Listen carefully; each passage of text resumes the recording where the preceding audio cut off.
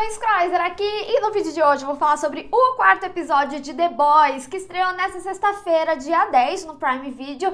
E, gente, esse episódio tiveram muitos acontecimentos e um final impactante, e é lógico que eu vou falar de todos os detalhes aqui no vídeo de hoje. Lembrando que tá rolando cobertura semanal de The Boys aqui no canal, então pra não perder nada, se inscreve e clica no sininho pra receber notificação, pra quando tiver um vídeo novo, que eu sempre trago as novidades dos filmes e das séries aqui pra vocês o quanto antes vocês sabem, e teorias muito boas também, porque a gente vai teorizar nesse vídeo também. Vou puxar algumas coisas que eu já tinha falado sobre os 3 primeiros episódios que foram extremamente importantes para os acontecimentos aqui, e lógico, fica aí avisado, né? Vão ter spoilers, afinal eu vou falar de todos os detalhes. Bom, gente, a gente teve vários desenvolvimentos de arcos numa forma geral, mas que levaram aquele grande final, né, com o Soldier Boy liberado. E com um final impactante, né? Será que a Kimiko vai ficar bem? Será que vão criar um antídoto aí, anti-Sup? Enfim, vamos discutir tudo isso no vídeo de hoje. Mas vamos começar do começo. Eu queria falar bastante sobre a relação da Newman com o Stan, principalmente porque cada vez mais a gente tem visto como a Vogue, ela tá à beira de uma problemática midiática muito grande, porque com o Homelander cada vez mais confortável com quem ele é e também sem a Vogue ter algum tipo de controle dele, a gente vê que ele tá entregando até mesmo a galera que é chefe dele, e inclusive leva a gente àquela cena impactante, né, da conversa do Stan com o Homelander, que ele fala do porquê que ele tá ali ainda. E, gente, o Stan, apesar dele ser assim um personagem diabólico, né, vamos colocar dessa forma, ainda assim eu acho extremamente interessante como ele consegue segurar as pontas, inclusive até mesmo quando rola algum tipo de traição com ele, né, como foi o caso da Newman. A gente vê aqui, né, que ela tem uma preocupação com a família dela. Ela foi órfã, o Stan, ele acabou cuidando dela na infância, mas ainda assim a gente vê que o envolvimento da família é algo extremamente importante para ela e que a máxima proteção dela vai ser ali com a Zoe, a ponto dela negociar com o próprio Homelander. E ele até revela ali falando que o Stan iria utilizar ela como arma. Isso é interessante, inclusive, porque a gente tem paralelos, né, entre ali a Vogue e os The Boys, os meninos. Eu vi que vocês gostaram que eu falei os meninos no vídeo anterior, vou continuar usando então, até por causa dessa relação do Butcher com a Kimiko, né, que ela fala, eu não sou a sua arma, e ele fala meio que é sim. Então a gente vê meio que esses paralelos até mesmo do Stan e do Butcher que estão se formando, apesar de ser direcionamentos diferentes, ainda assim tá dentro do objetivo que cada um procura. Mas já vou falar ali dos meninos de uma forma geral, mas é legal a gente ver ele até mesmo admirando, de certa forma, a Newman ali falando, né, que ela é mais parecida do que ele imaginava, que no final das contas ela vai se proteger. E é interessante aquela fala dela pra ele, né, falando que ela achava que ele tava protegendo ela, mas no final das contas ela que tava protegendo ele, e que ela precisava cuidar de quem ela se importava ali, que no caso era a Zoe. E o cuidar dela é um pouco problemático, né, porque ela tem essa imagem que é contra tudo que a Vogue prega de uma forma geral, ela é contra os Sups, mesmo sendo uma Sup, mas a gente vê aí, né, que no pensamento dela a Zoe tá muito mais segura sendo uma Sup, porque ela conseguiria se defender de alguém, por exemplo, como Homelander, apesar, né, a gente vê que ele mesmo extermina uns Sups aí. Pobre supersônico, tão jovem. E é interessante a gente observar aí nas cores, porque ela utiliza o permanente ali na Zoe, então ela de fato vai se transformar numa Sup, diferente ali dos meninos que utilizam aquele V24, que tem o período de 24 horas. E ainda nesse assunto, eu acho interessante a gente observar, né, como o episódio ele trabalha narrativamente ali na montagem, porque quando o Homelander fala que tem pessoas espalhadas por aí que são muito poderosas e que fazem esse controle, logo em seguida a gente vai para uma cena da Newman, para justamente demonstrar que não é só um aspecto da empresa, mas também tem políticos envolvidos, que é um interesse governamental também. Mas falando da Vogue, né, a gente vê que a situação tá incontrolável lá dentro, a ponto de praticamente todos ficarem contra o Homelander. É interessante porque nesse episódio a gente começa a ver as coisas se formando um pouquinho. Por exemplo, lá nos 3 primeiros episódios eu tinha falado que muito provavelmente a Starlight nem sabia do envolvimento da Maeve, porque ela tava fazendo as coisas na surdina.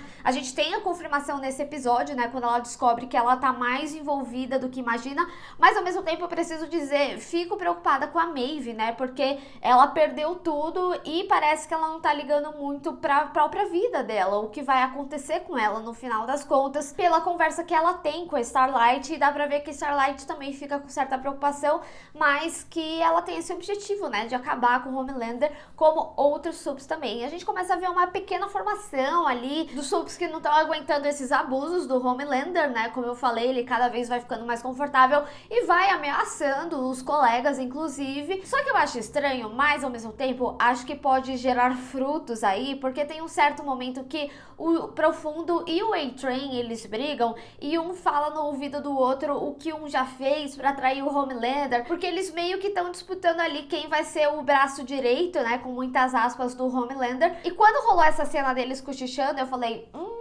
o Homelander tá ouvindo de alguma forma, sabe? Porque tem um certo momento, até nesse episódio, que a gente vê o Hughie e a Anne conversando ali sobre o Homelander, e ele chega do nada e pergunta, né? Ah, fazer o quê? E tudo mais. Então, por mais que eles estejam do lado do Homelander, ele tá se ligando da falcatrua, ele deve ter ouvido em algum momento, ele vai utilizar isso deles, ele tá usando o que é vantajoso pra ele naquele momento. É uma pena que o A-Train vai pra esse lado, porque em alguns momentos, até pelas coisas que a gente acompanha da história dele, a série começa a dar pistas como se ele estivesse mudando de lado, mas ao mesmo tempo a gente vê que as atitudes dele também estão envoltas em benefício próprio, pra talvez ele conseguir os objetivos que realmente importam ali pra ele. Mas é problemático, né, porque a gente vê que cada vez vai dificultando ainda a missão principal. E Starlight correndo mais riscos, né, a gente vê que o Supersônico, ele era uma pessoa que meio que tava ali do lado dela, né,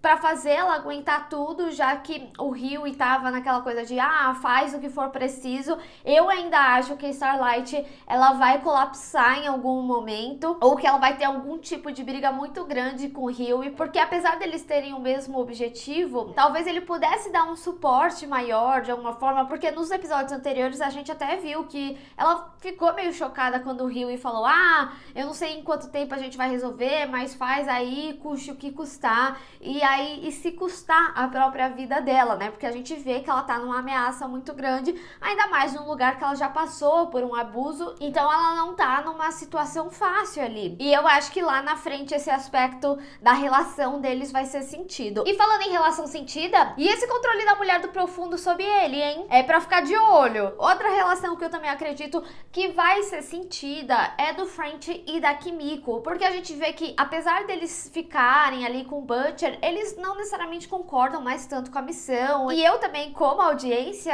eu vejo que no final eles têm menos pessoalidade do que hoje em dia a gente tem ali no Butcher, no Leitinho e no próprio Hughie. Então, conforme vai intensificando a coisa, faz sentido com que eles não necessariamente precisam ter mais envolvimento.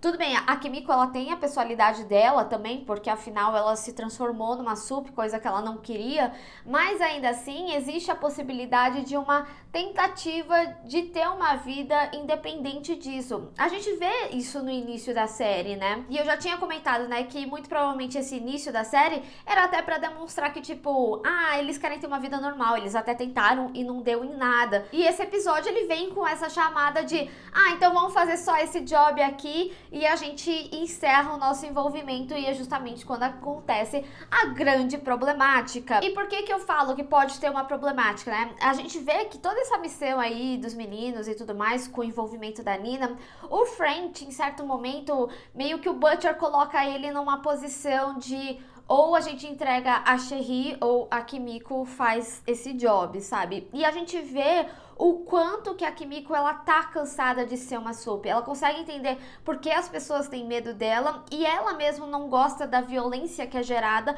por ela ser uma soap. A gente vê ela falando, né, eu não sou a sua arma, e o Butcher fala, é exatamente isso que você foi criada pra isso. E é muito triste, inclusive, a forma que ele trata ela, até mesmo quando ele tá utilizando um composto ali, que mesmo que seja de 24 horas, ainda assim, ele usa em benefício próprio e destrata alguém que, no caso, foi um experimento, não era algo que ela queria, como foi o caso da Anne também, poderes gerados a partir de uma vontade da mãe dela. E na segunda temporada, a gente viu um aprofundamento nessa relação do French com a Sherry.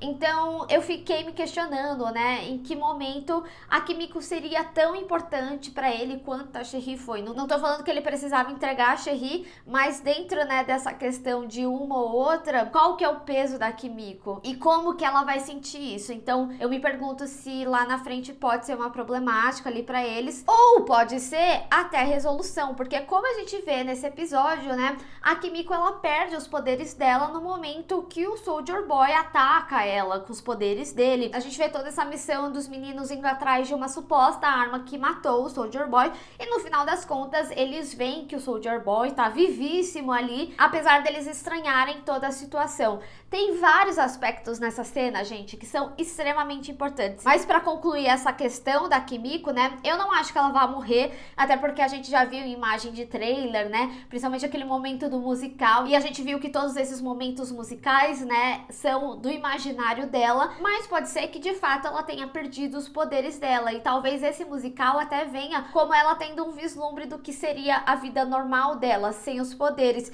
E eu acho que facilmente eles resolvem, né, pelo menos inicialmente, toda essa questão dela perder os poderes, utilizando o V24 nela, pelo menos pra ela não morrer, já que eles têm ali, e a gente viu que o Butcher usou o Hughie também, não sei se sobrou alguma coisa, mas pelo menos pra estabilizar e ela não morrer naquele momento. Então eu não acredito que ela vá morrer, apesar de ser um momento intenso, né? A gente se questiona assistindo ali o episódio, mas é interessante essa suposta perda de poderes, né? Porque até nesse momento a gente vê o Butcher e o Leitinho meio que discutindo, e o Butcher ele fala: ah, o Soldier Boy ele era um sacana, mas não tanto assim. O que será que estavam fazendo com ele ali? E aí eu levanto um questionamento do que eu já tinha falado no meu primeiro vídeo aqui sobre os 3 primeiros episódios, sobre a criação de um antídoto para o composto V, para o V24, de uma forma geral. Porque eu tinha levantado o questionamento de toda essa missão que o Butcher estava envolvido, de prender alguns dos SUPs e tudo mais. Qual que era a real solução para as pessoas que são SUPs, né? Seria prender todo mundo? Seria matar todo mundo? Sendo que é algo criado por uma empresa e que a única solução seria um antídoto disso. E a gente vem desse momento agora do Soldier Boy. Essa cena, ela me faz questionar vários aspectos, né? Primeiro, o Soldier Boy teria algum tipo de poder aqui introduzido na série, que ele teria esse aspecto de antídoto, porque ali o que estava acontecendo claramente era um experimento também. Então a gente vê até o hamster ali, o hamster claramente tinha poderes também. Então eu imagino que eles estivessem tentando extrair algo dele para criar esse antídoto, até mesmo para o governo não utilizar ali em militares, como é o objetivo claro deles, que mostra bastante o Stan tendo esse objetivo, principalmente com o V24, que eles poderiam utilizar em alguns soldados e que não seria algo permanente, só para missões específicas. Algo bem similar ao que a gente tinha visto, né, o Black Noir ali no início da segunda temporada, ou talvez esse antídoto já estava sendo testado ali no Soldier Boy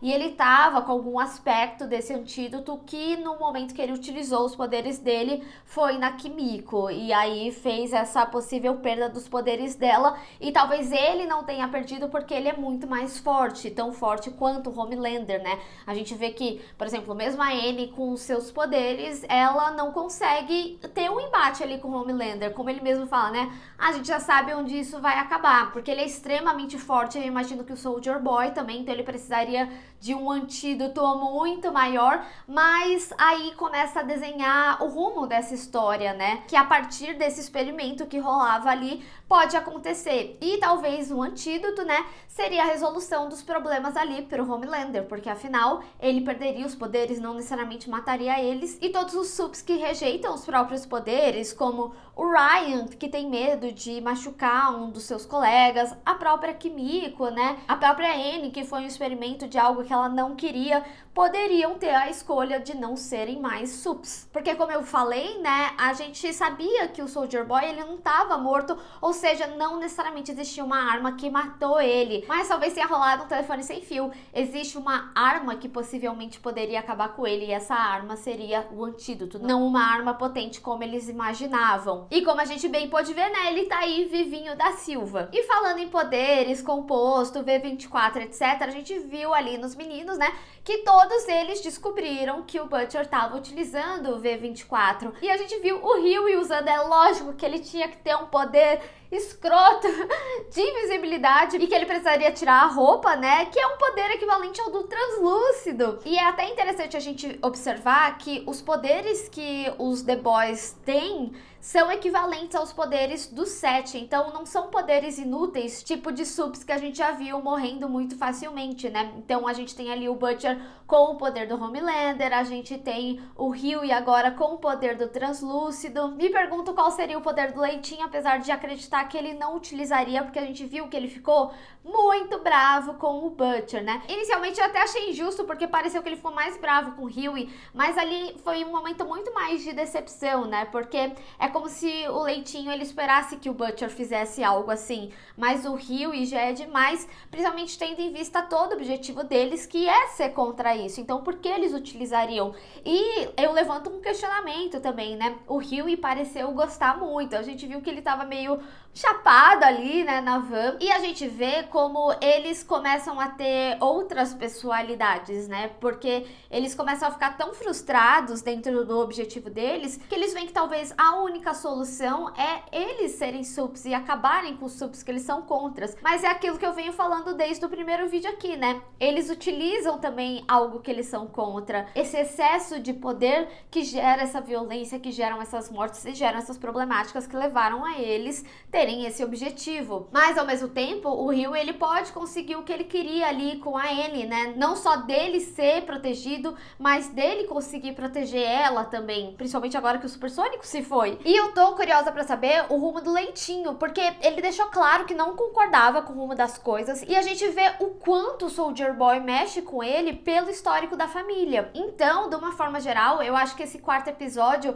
ele foi um episódio que caminhou muito a história, pra onde que ela vai seguir, e também levou muitos questionamentos, né? Mas eu quero saber de vocês, o que vocês acham que vai acontecer no quinto episódio? Kimiko vai morrer? O Soldier Boy é um antídoto? Ou estavam tentando fazer um antídoto nele? Esse antídoto vai ser a grande arma pro Homelander? Vamos discutir. Bem, pessoal, espero que vocês tenham gostado desse vídeo, então não esquece de deixar o seu gostei e compartilhar nas redes sociais, inclusive me segue lá, se inscreve no canal e clica no sininho para receber notificação para quando tiver um vídeo novo. Te vejo no próximo. Tchau!